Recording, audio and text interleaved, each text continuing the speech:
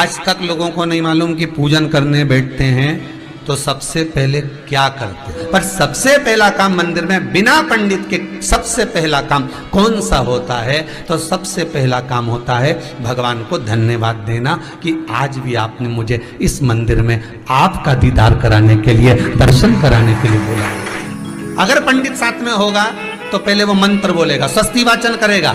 स्वस्ति वाचन करने में उसको अर्थात भगवान के लिए भी प्रसन्नता और आपके लिए भी प्रसन्नता। पर आपके पास कोई ब्राह्मण नहीं, आपको कोई स्तुति नहीं आती, आपको कोई मंत्र नहीं आता, आपको कोई साधना नहीं आती, आपको कोई तप नहीं आता, पर आप इतना तो कर सकते हो कि भगवान के मंदिर में जाकर उनको धन्यवाद दे सकते हो कि तेरी कृपा है जो मुझे चलकर यहां तक बुला लिया, 2 कदम चलाया, यहां तक बुलाया, ये तेरी कृपा है। और बड़ी कृपा करी जो डलिया भर के पूजन का सामान भी लाई, बड़ी कृपा करी जो दूध भरकर भी लाई, बड़ी कृपा करी जो कलश भरकर भी लाई। कितने लोगों का फायदा है कलश भरकर मंदिर ले जाने में? देखिए जरा कितने लोगों का फायदा।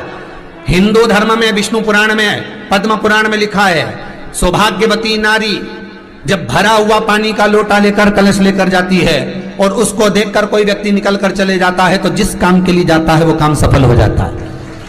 मंदिर का ही लोटा, मंदिर का ही पानी, सिर पे पल्लू लेके हर हर महादेव, बस शिव जी के चढ़ा रही और इतने प्रेम से रिझा रही। अब फ्री का पानी था तो एक लोटे में मन भी नहीं माने। अरे करा तो भगवान के सम्मुख में पहुंचकर अगर आप जल का पात्र भी लेकर जा रहे हो, भरा हुआ लेकर जा रहे हो, तो कितनी प्रसन्नता की बात है। हिंदू धर्म की रीति है, जिस पात्र को हम जल चढ़ाने लेकर जाते हैं उस पात्र में भगवान के चरणों का जल लाते हैं, खाली पात्र नहीं लाते।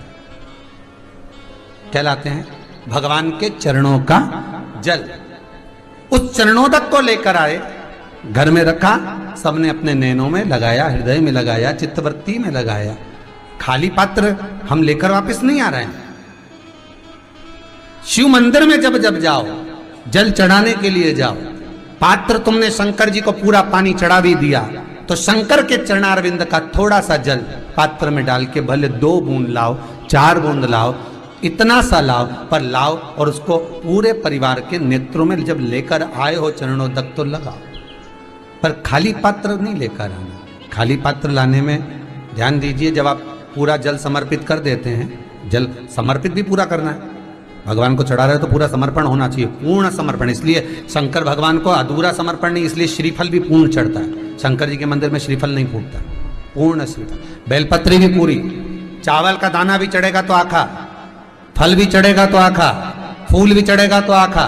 भगवान को कोई चीज खंडित नहीं चढ़ती, शिव जी को जल भी चढ़ेगा तो पूर्ण। जिस जल को चढ़ाने के लिए लेकर गए उसको बचा कर नहीं लाना है शिव मंदिर में से, संपूर्ण भाग। क्योंकि भगवान के चरण की रज जब हमारे घर में प्रवेश करेगी तो हमारा आत्म कल्याण तो स्वतः ही हो जाएगा। शिव करुणा कर ही देंगे। पर कई लोगों की आदत रहती है, और आपने भी गलती करी होगी, गए होगे, चढ़ा कर भी आए होगे, पूरा पानी भी उंडेल कर आए होगे, चढ़ा भी दिया, छोड़ भी आए, पर लेकर नहीं आए होगे। कई लोग गलती कर जाते हैं और फिर बाद में कहते हैं हम तो इतने साल से पूजन कर रहे हैं, भगवान हमारी सुन ही नहीं रिया। तो भगवान के मैं तो तैयार बैठा, पर तू नवा के चली जाए, लेके तो कहीं जाए। तो भगवान थोड़ी ना कहेगा कि तू मेरे पास में आए तो मेरे चरण की रज लेकर जा। भगवान थोड़ी ना कहेगा कि मेरे पास में आकर तू ये लेकर जा।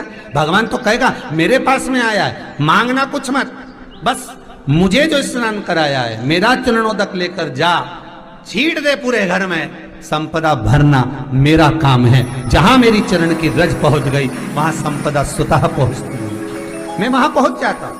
तो चरणों तक ले जा। पर लोग ले जाते हैं, पूजन करते, कलश भी उंडेलते, जल भी चढ़ाते, पर आते समय खाली लेकर आ जाते। भगवान को इतना बुरा लगता है मेरे दरवाजे से खाली जाए, मुझे कितना बुरा लगेगा। जो आए वो भर कर जाए, भले 2 बूंद लेकर आओ, पर उसमें चरणों तक थोड़ा सा लेकर अवश्य आए।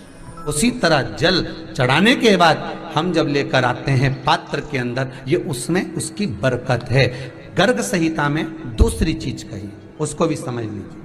गर्ग संहिता में कहा गया, जब आप घर से जल लेकर जाते हो भरकर, तो ये सृष्टि की जितनी नदियां हैं, पृथ्वी पर जितनी नदियां विद्यमान हैं, जितने तालाब, जितने सरोवर, जितने कुंड, जितने विराजमान हैं, उन सारे तीर्थों का जल जब आप घर से लेकर निकलते हो तो वो तीर्थ का संपूर्ण जल आपके कलश में आ जाता है।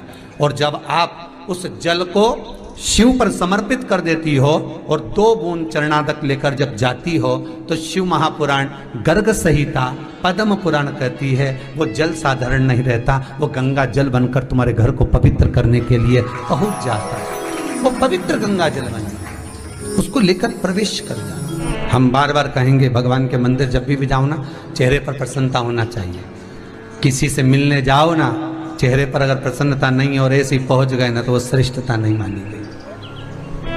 तुम तुम्हारी बहन के घर जाओ, सती मैया जलकर भस्म क्यों हुई? माता सती के भस्म होने का कारण क्या था?